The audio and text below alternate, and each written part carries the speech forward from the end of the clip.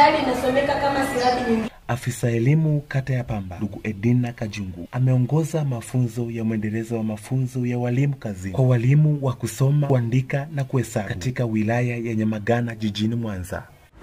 Lengo la mafunzo haya ni kuhakikisha tunaimarisha ufundishaji na ujifunzaji juu ya KK. Maana tumeonekana wanafunzi wengi wana changamoto nyingi sana katika swala zima la KK. Kwa hiyo tunakutanisha walimu kuweza kupeana mbinu mbalimbali, na kweli walimu wamefurahia mafunzo hayo, na mbinu hizo wataenda kuzitumia katika kukomesha au kutokomeza changamoto hizo za KK.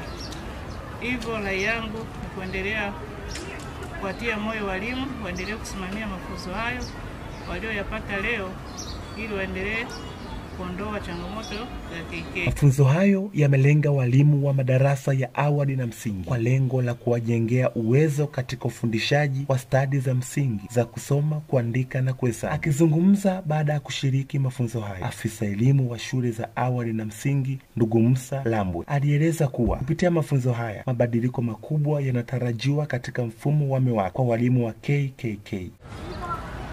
Tuko hapa leo kwa ajili ya mwendelezo wa mafunzo kazini kwa walimu, kifupi ni MEWAKA, na leo tumeamua kujikita zaidi kwenye mafunzo ya walimu wa madarasa ya chini ambao wanafundisha kusoma, kuhesabu na kuandika.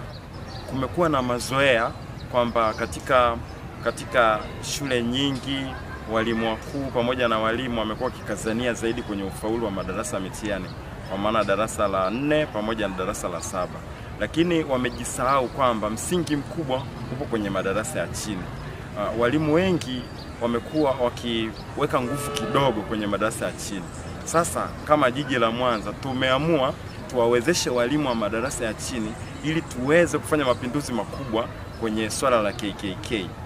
Sababu za kufanya hivi ni kwa sababu tukishawaandaa watoto vizuri kwenye KKK, yani watoto wakajua kusoma vizuri, kuandika vizuri na kuhesabu vizuri, hatutakuwa na changamoto ya kutumia nguvu kubwa sana ya kuandaa watoto darasa la 4 na darasa la 7.